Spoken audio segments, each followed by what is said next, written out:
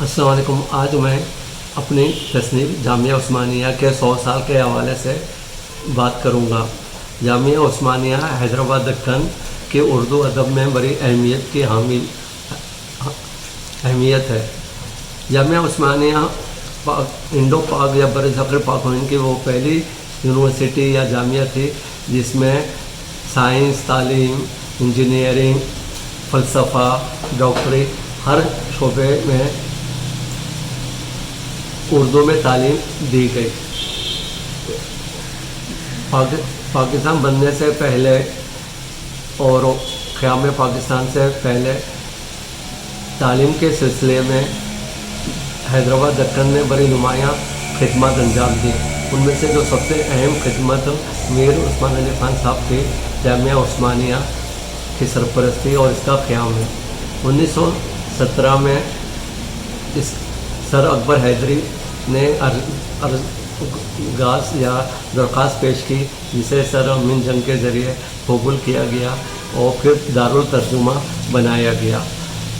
مولوی عبدالحق اس کے پہلے ناظم مقرر ہوئے اور ترجمے کے تحت تمام بین الاقوامی خطوط کا ترجمہ کیا گیا اور تمام اہم مشاہیر انڈو پاک کے جمع کیے گئے. 1919 میں باقاعدہ یونیورسٹی کا قیام عمل میں آیا اور حبیب الرحمان شیروانی صاحب اس کے پہلے وائس چانسلر مقرر ہوئے. یہ جامعہ عثمانیہ بظاہر تو 1919 سے لے کر 1947 تک اردو میں خدمت انجام دی، لیکن علی گڑھ یونیورسٹی کے بعد جامعہ عثمانیہ کے اساتذہ اور اس کے طالب علموں نے قیام پاکستان کے بعد پاکستان میں تمام شعبے جات میں اہم خدمات انجام دیں. اچھا، دوسری بات یہ ہے کہ اس کتاب کے اندر میں نے جامعہ عثمانیہ کے چونکہ 100 سال مکمل ہوئے اس وجہ سے میں نے کوشش کی کہ جامعہ عثمانیہ کے حوالے سے کام کیا جائے. تو اس میں اس کا پیشرس ڈاکٹر معین الدین عقیل صاحب نے لکھا جو دکنیات کے حوالے سے ماہر ہیں، اور اس کے بعد سلطان قلی قطب شاہ کی ایک مناجات اور اعلیٰ حضرت کی ایک نعت اس میں نے شامل کی ہے، اور حیدرآباد دکن کے جو قومی ترانہ اردو اور فارسی کا تھا وہ بھی اس میں شامل کیا گیا. اس کے بعد جو تحقیقی مضامین ہیں تو اس میں 3 کتابیں جامعہ عثمانیہ کے اوپر بہت مشہور ہیں. ایک بدر شکیب صاحب کی جامعہ عثمانیہ ایک سرگزشت، اور ایک ڈاکٹر رضی الدین صدیقی صاحب جو وائس چانسلر جامعہ عثمانیہ کے بھی تھے اور اردو ہمارے کراچی یونیورسٹی کے بھی، ان کی کتاب جامعہ عثمانیہ کے اوپر، اور ڈاکٹر حسن الدین احمد کی کتاب جو 1990 میں حیدرآباد دکن میں شائع ہوئی. تو ان تینوں کتابوں میں سے اہم ابواب میں نے شامل کیے اور اس کے تحت اس کتاب کو میں نے مکمل کیا. بدر شکیب صاحب نے جب یہ یونیورسٹی قائم کی جا رہی تھی اور یونیورسٹی کے بعد جب بھی اعلیٰ حضرت اس یونیورسٹی کا دورہ کرتے تھے اور تقریریں کرتے تھے، ان کی تقاریر کا فرامین کے اوپر ایک مضمون لکھا، وہ اس میں شائع ہے. اچھا، بدر شکیب صاحب کا ایک مضمون مولوی عبدالحق کے حوالے سے ہے. مولوی عبدالحق نے جامعہ عثمانیہ میں 10 سال اردو کے شعبے کے بھی انچارج رہے اور دارالترجمے کے بھی، تو اس حوالے سے ڈاکٹر مولوی عبدالحق کی رائے اس میں شامل ہے.